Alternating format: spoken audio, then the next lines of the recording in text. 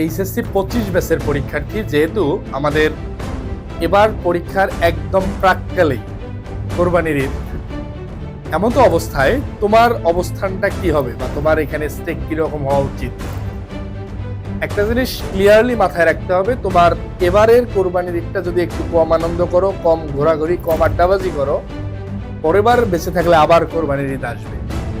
But next ইয়ারে তুমি যদি এইচএসসি পরীক্ষাটা আবার দিতে চাও বা দিতে যাও, এই প্রসেসটা মোটেও ইজি না, সিচুয়েশনটা মোটেও নর্মাল থাকবে না।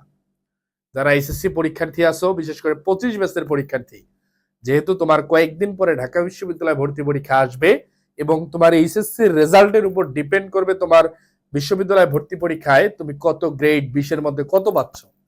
এই 20-র মধ্যে, অর্থাৎ 20 মার্কের যে তোমার রেজাল্টের উপর নাম্বার আছে, এই 20 মার্কের মধ্যে যদি 1 মার্কও কমে যায়, তোমার সিরিয়াল কিন্তু অন্তত 2 থেকে 300 পিছায় যাবে।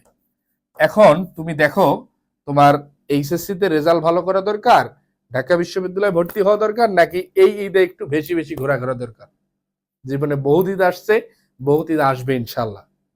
বাট এই পরীক্ষা, এই তোমার লাইফ গুছিয়ে নেওয়ার যে প্রসেস, এইচএসসিটা এমন একটা স্টেজ, তুমি এখান থেকে তুমি ঢাকা বিশ্ববিদ্যালয়ে ঢাবিয়ান হবা, রাবিয়ান হবা, জাবিয়ান হবা, অথবা তুমি কোনো ন্যাশনাল ইউনিভার্সিটিতে পড়বা, কোনো প্রাইভেটে পড়বা।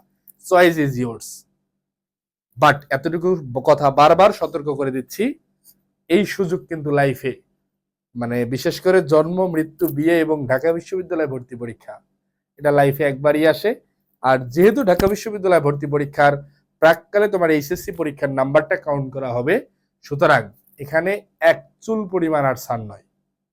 ইনশাল্লাহ দেশসেরা বিদ্যাপীঠ ঢাকা বিশ্ববিদ্যালয় কিন্তু তোমার অপেক্ষায়।